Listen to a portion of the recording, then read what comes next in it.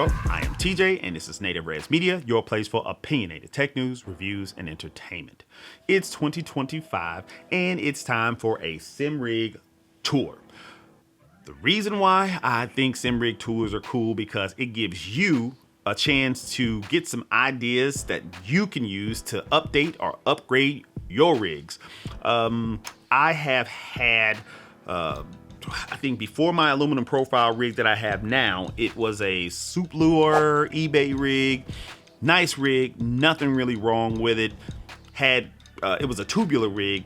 Adjustability was okay, but it wasn't quite on the level as an aluminum profile rig, so that's why I decided to upgrade from this. I've had a plethora of bases, so I've had, well, let's start off with the G29. I had the Moza R5, I had the Moza R12, I've even had the Simucube Sport, which was the 15 or 17 Newton meter version of Simucube's wheels. The Sport, it's the Simucube 2 Sport. Nice wheel. And now I've settled on the Simagic Alpha Ultimate, which is Simagic's top of the line wheelbase. Very nice. Some people might say, well, why'd you go from the Simucube to the Simagic Alpha Ultimate? I think that was an upgrade while downgrading what I paid for. So I don't know. It basically, as far as the feeling and things like that, there's really little to no difference, but I have 7 more Newton meters out of this base. But we can get into that a whole nother day. So I have a plethora of things on this rig that I'm going to be reviewing in the future, but I don't want to make this video longer than what it is. So let's just jump right over here and start going over what's on my rig. All right, let's start off by going over the monitors. So I have 3 32-inch LG Ultra Gear monitors, 1440p, 165 hertz. They are good looking monitors. These are the VA version of them, not IPS. The difference being VA has better contrast ratios. IPS has better viewing angles. Being that this is kind of a wraparound system, I'm primarily looking straight on. I don't have to worry about the viewing angles too much, so looks good to me. And then above, I have a single Acer 100 hertz monitor. It's a 27-inch 1440p. I actually had 3 of these wrapped around and upgraded to the LG Ultra Gear. Sold 2, kept 1 for my 4th monitor. I'm running lovely pit wall above. Here we got the lovely dashboard on my DDU. We'll get into that a little bit later. From the monitors, we'll go, oh, and by the way, this top monitor, let me bring the light around here. Top monitor, I just basically used one of those dual arms, took off the second arm, and it's just held on by that. Could have paid $100 for a whole 4th monitor stand from SimLabs at Micro Center, but I had that thing laying around. Works just fine. So if you can find those, you can actually find them all day, sub $30. It's pretty good. Works. Just clamp it on. If you have a aluminum profile like this, you can clamp it on, or you can just screw it in. I think I have mine bolted with a couple bolts, and that's it. So let's see here. We're gonna go into the base from there. So I'm running the Simagic Alpha U base, 23 Newton meters, along with the Simagic GT Neo steering wheel. Very popular steering wheel. I'm probably gonna do a review on both, probably at the same time, just the whole setup, how it feels, things like that. Obviously, GT Neo took the world by storm, the sim world by storm. Great wheel, not too expensive, feels good. Yes, the grips could feel a little bit better. They could be a little bit softer, but all the features kind of overshadow that. So it's a good wheel, especially I use these TK gloves from Micro Center. They work pretty good. I don't actually wear gloves that much, but if I'm doing long stints, I'll slap them on. Above the Simagic Alpha U, I have a homemade DDU, basically 3D printed.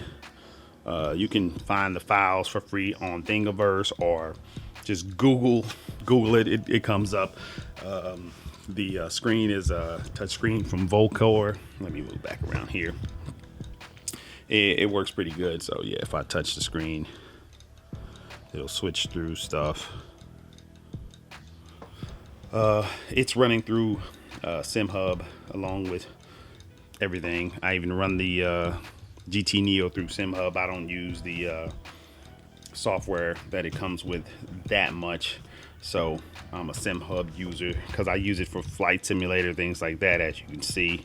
And I have base shakers, so SimHub is just my go-to when it comes to programming all of that stuff. Even the LEDs here, I had to program those, had to install the Arduino and get it all programmed. I think all up, that thing probably cost me less than $70 to build. That's materials and getting everything that I needed to build it. I had a couple screws laying around, and that's it. So pretty simple when it comes to that. Next, I have my Stream Deck mounted over here, 3D printed enclosure, just kind of bolted up on the aluminum rig there. Over here we have the PXN CB1. This is a new addition that I just recently added. Simple button box. I actually built my own button box at first. It's over here. Let me grab it. And I had the Stream Deck where that hole is right here, and had it mounted up. It works great. These are lit, but I wanted to do a review and try this out, so switched everything over. I actually like it for what it is. I think I paid like $65 from AliExpress, so well worth it. Now let's see, got my emergency stop for the Alpha U. My pedals up under the bottom are the Simpson Pro pedals. I think this is the first edition. It's not the Pro Plus or anything like that. They still work great. I actually have one Simagic haptic motor on the brake, and you can see the Simagic box green back there. And that's all I need. I don't feel I need any haptics on the throttle or the clutch or anything like that. I think it's almost pointless. If I want any kind of acceleration effects, things like that, I have a base shaker just in front of the brake right there. I have a BST1 in front of the brake, or it's a BST2, I believe, on the front. And I can, if I want to program any kind of vibrations from engine or anything like that, I can do that actually using that base shaker. So I didn't need an extra haptic motor on my throttle. And for slip, as far as slip, some people will program slip or whatever into the throttle. I actually have a BST1 under the seat here, right there, and I have it programmed with slip, so I can kind of feel the tires slip as I'm accelerating. And there's a way that you can do that in SimHub to where it's a certain frequency, and you want to put it on like multi-frequency where it kind of like goes up and down just like it would if you had tires spinning in your car. So it works out pretty good when it comes to simulating the road feel when you are slipping. All right, so we got the PXN, we got the Stream Deck, got the DDU covered there. Obviously, keyboard tray, Tony Kanaan mounted keyboard tray. It just swivels in and out. Have the Logitech K400 keyboard, mouse combo or mouse pad, $24. It works great for sim racing. Just grab it and go. Right here, let me move out of the light and pull it over here a little bit. Get some light right there. I have my good old eBay shifter. Believe it or not, this was the 7 with reverse. I converted it to a 6 with reverse because I never used that 7th shift slot. So I had to find a 3D printed block and I just basically went in Tinkercad and readjusted it, took away the 7th slot because it actually goes from here and it goes straight up. There's another slot here. There's another one of these, I guess, switches right up here. I just took it away in Tinkercad and screwed on the top, and now it's just a 6+ reverse now. Got a good old cheapo handbrake. I rarely use it. Well, let me say, take it away. I do use it when I'm playing rally games, but in street racing games, I obviously don't use it. Well, street racing, I guess, simulating games, AC, ACC, Le Mans Ultimate, that's what this is. I don't use the handbrake much, so it just sits over there. And that is that. Coming back here on this side, let's bring my light over here. We have my Oculus Quest 3 here. It's wired up on a 16-foot cord. I use that when I'm racing VR, especially AMS 2. I primarily race that in VR. LMU, I race this in VR, probably 50-50, just all depends.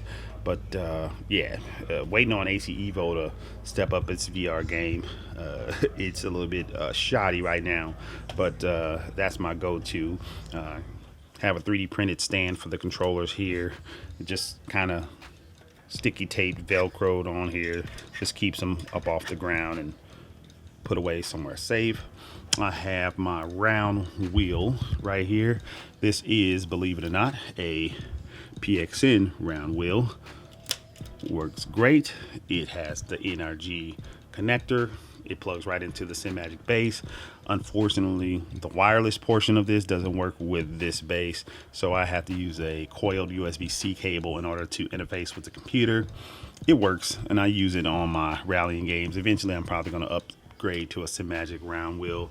I think the Neo hub is calling my name, so I'm probably going to do that. I'm not going to even try to put that back on every way, and I'll stick it right here. But yeah, this wheel is actually comparable to the Moza RS wheel, I think it is, or something. It's Moza's more expensive round wheel. This is what this is compared to. This was like B1 of that wheel. It was a $400 something wheel. I think I paid like $115 for this wheel from Micro Center. So great deal there. All right,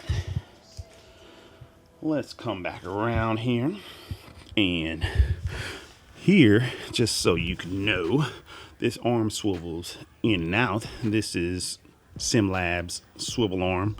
You can get these from Micro Center or order them from SimLabs. The way they have it set up is they want you can swivel it from down here and swivel it the opposite way, but I wanted it up here, and then it's magnetized. There's a magnet down here on the block. It basically just goes in, connects, and that's it. It just stays. My Airbus controller here, it is actually just velcroed down. I don't really need it to be secured with screws, so if I want to move it out the way, I can just unplug it, pull up the controller, move it off, and it's out of the way. My cup holder here, 3D printed cup holder, obviously everyone needs those for those long racing stints. But yeah, my Airbus controller is there. All right, and making our way over here, I have the Airbus throttle quadrant. It is also just velcroed on here, which I'll pull it up and show you. Just a couple pieces of velcro. And believe it or not, that is one of the old VESA mounts that came with the triple monitor stand, and I'll go over that in a second. But I just basically use those VESA mounts as kind of like platforms for my controls, for my flight sim controls. You got your dual throttle, your flaps, your spoilers, parking brake, auto brake, things like that, engine on, crank, all that, your gear lever. So it's pretty cool for flight sim. I've been playing 2024 a little bit lately, trying to get that down. But obviously 2020 was the go-to for a while. when it comes to flight sims. So let me pull this back, and I'm gonna go over the actual triple monitor mount. This is the TK triple monitor mount. It's pretty cool, nice and sturdy. I actually don't have it put together the way that you're supposed to in the manual. This is supposed to be more flat and not vertical, but it's a little bit more stronger when you build it vertical like this. You use probably the same amount of hardware, but it actually just strengthens things up a little bit, obviously. And you can find a YouTube video on how to do that if you search the Micro Center TK triple monitor mount. This is not put together the way that they want you to put it together. There's more angle brackets involved. You take those out and you bolt these two plates directly to the aluminum extrusion, and it strengthens it up a little bit so that you don't have sag over time. You might lose a little bit of length here, maybe an inch, but you're still fine. I still have plenty of room if I wanted to slide this monitor out, or if I had a slightly bigger monitor. Not worried about it, because I don't plan on going bigger than triple 32s with this setup either way it go. And then back here I have the Vario monitor mounts here by SimLabs. I'm pretty sure I'm saying that right. But these make setting up triple monitor setups so much easier. Caught a couple of them on sale at Micro Center. I think they were less than $40 or so, 30 something dollars or whatever. I think they're like $40 each. They're not cheap, but caught a couple of them on sale for like $30 and bought one full price, and they work out just fine. It is needed when you're using the LG Ultra gear, because as you saw, those regular plates would actually cover up the ports. So where you are going to hook up your HDMI or your display port right here, for some reason LG put them right next to the VESA mount, and if you have a big plate, it'll cover it up. You can't get to it. This also comes with standoffs, but it just so happens that my connectors are short enough to kind of just fit up in there. If you have longer display port connectors, it's going to hit up against your aluminum profile, so you're going to have to stand this off a little bit from the profile to fit, or get an angle adapter for your display port. That's basically the only way you're going to get that on there. But that's basically how I have monitors on there, and I think that is it. Oh, and the TK triple monitor mount from Micro Center is $250. It's a steal when compared to other triple monitor mounts, especially since it's separate from the actual rig. I like it like that. I can actually just disconnect a couple cables, slide this rig out. It's actually on casters, move it back, clean things up behind. I actually put my triple monitor mount on casters as well, so makes things a little bit easier. So the rig itself is a SimLab GT1 rig, $450 from Micro Center. Comes in 3 boxes. It actually comes with the arm. Well, it's a shorter arm than this. Breaking this down is going to be kind of hard. So the arm, believe it or not, is here. This is an arm that actually is supposed to go where this arm is. This arm here is actually the monitor mount. It comes with a single monitor mount with a VESA mount here that goes on here. You mount your monitor. Comes with a couple brackets, which I have here, that I mounted my shifter and handbrake to. There are a couple long brackets. There's 2 of them. There's one here, one here. They basically will mount to this rail in the back, and then you mount it. The pole comes up, you mount your monitor there, and that's that. Didn't need it because I have the triple mount, so I kind of fabricated and just moved things. Didn't really fabricate, just moved things around. Put the long arm here, use the shorter arm as a cross member support there, and that's it. And that's basically how I have that mounted. So that box for the arm, then you have the box for the actual rig and the pedal tray, and that's basically what it came with. It was just in 3 individual boxes for everything, and you basically put it all together. $450. It was a steal. It's local. Pick it up from your local micro center. Good to go. It also came with a different mounting solution for the wheel. This is the actual SimLab wheel mounting solution. This bolts up to the aluminum profile, and then you can mount your base on here. It comes with this front mount here that I'm using now to mount my Alpha U, but I took it off and I got a PX1 flat mount here. It's 10mm mount. Yes, it does fit on this rig on the outside. It doesn't go on the inside. It will go on the outside of the GT1 here. Mounts up. I can get a little bit more angle out of my wheel.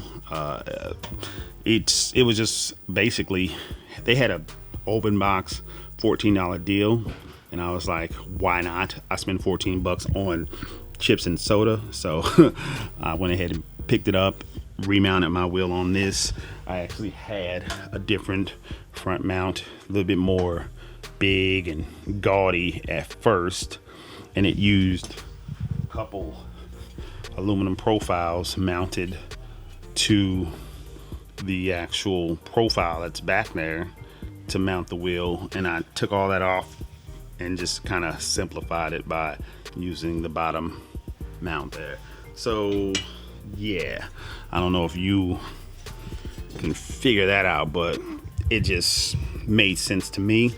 Like I said, I was able to pull my wheel down a little bit more, pulling my monitor down, and also getting more angle out of my wheel to angle it up a little bit more than I could with this one, which this one you can angle it, but you can only angle it so much.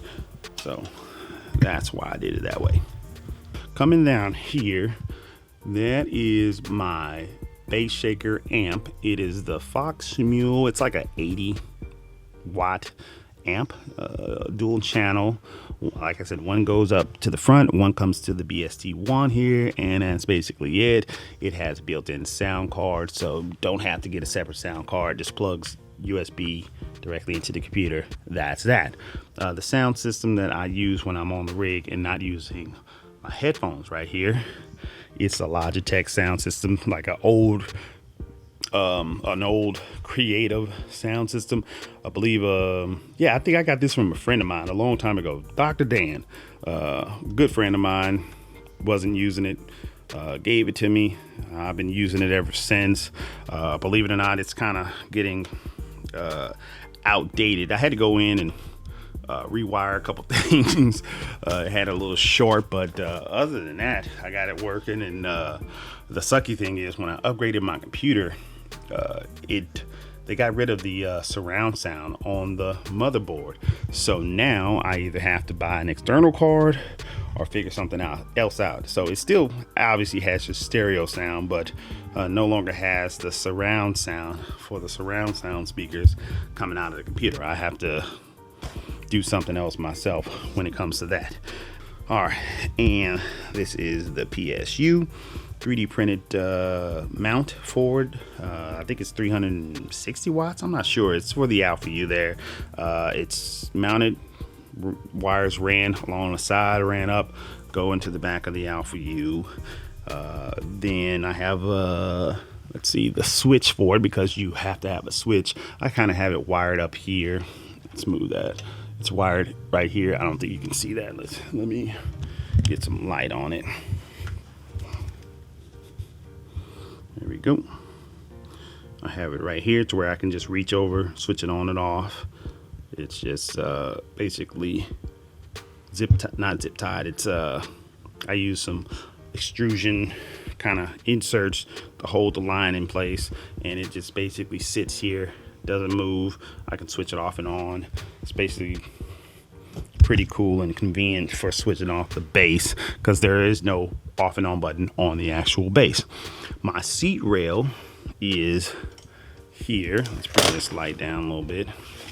So my seat rail, you can see it's mounted to the profile with a couple of these adjustable brackets. I actually have it at a decent angle. It's on the lowest in the back, highest in the front, so it's angled down to give a little bit more angle to my posture. Seat kind of leans back a little bit. Just more comfortable when racing for long stints. If you are one of the people that have this straight and you have a seat similar to this, I would advise you to go out and get you a couple of these brackets. I got them from eBay, 14 bucks for a set of 4. You should have enough bolts. You just take off the actual angle brackets that you regularly would use and just use these, and they basically will give you a little bit more adjustability when it comes to your posture and your seating position. Another thing I did was I bought this PC tray. It was I think it was a SimLab PC tray. I'm not sure. Bought it from Micro Center. I think it was like $60 or $70 for this particular tray. Holds my PC case just fine up here, keeps it off the ground. I actually was going to put it down on the side over here, but I like to be able to get into here sometimes to take plug things up, mess around. So I just figured I'd leave it up here. Never mind the wire management. I've been working on that for the past few days here. But inside of my computer, I have a 4080 with 32 gigabytes of DDR5 RAM. I have an Asus TUF B650 Wi-Fi motherboard. That's the Wi-Fi antenna there. Just recently updated this, and then the CPU is a 7800 X3D. I think this year, last year, end of last year is when I upgraded. They had some sales going on at Micro Center, so went ahead and swooped one of the package deals up and moved out my old equipment, and that is pretty much it when it comes to the computer. I'm not going to do too much with that in the future. I'll probably end up my next upgrade, get a new case or do something, but that will be a few years out. The 50 series was just released. I do not plan on jumping on that. I'll wait until the next series come out, because for me, going from a 4080 to a 5080, it's not a big leap other than the new frame generation, but just the single frame gen is fine with me. This thing, runs most games that I play pretty good, other than AC Evo on triples. It runs decent, but could be a little bit better. But obviously that game is in early access and needs a little bit of optimization. Now, if you come down here, let me turn off this light and kind of get a picture of what it looks like to be in the Simagic.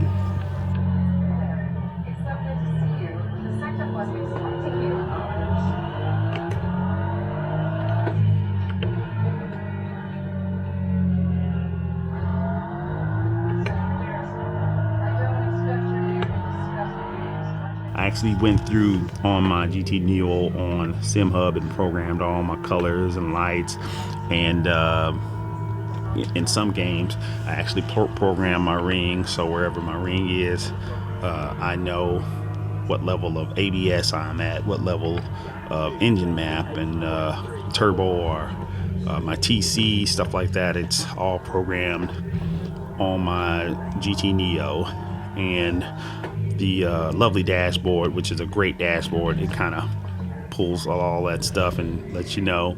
Fortunately, LMU still in early access, doesn't show my TC cuts, stuff like that, ABS, because they still have some work to do when it comes to the telemetry. But it's a work in progress. The game itself is pretty good, and that's basically it.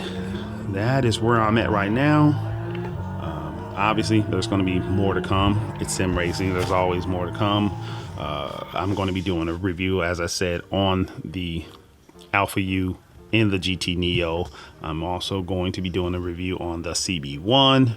And I actually did a build kind of like, I don't know, video slash pictures and how to on the DDU. If you're interested in me posting that, if you really want to know how to build one of these things instead of going out and spending 150 plus on a simple DDU, let me know. I can walk you through that. Doesn't take long if you have any kind of soldering skills, if you have a 3D printer. And I will say this, if you don't have a 3D printer and you sim race and you have an extruded aluminum rig, get a 3D printer. I probably printed up hundreds of dollars worth of stuff on my rig. So yeah, 3D printers make a big difference when it comes to sim racing. So that's about it. That's all I'm going to go over right now. If you have any questions, comments, please do them down below, and I will respond as soon as I can. Thank you guys. Peace.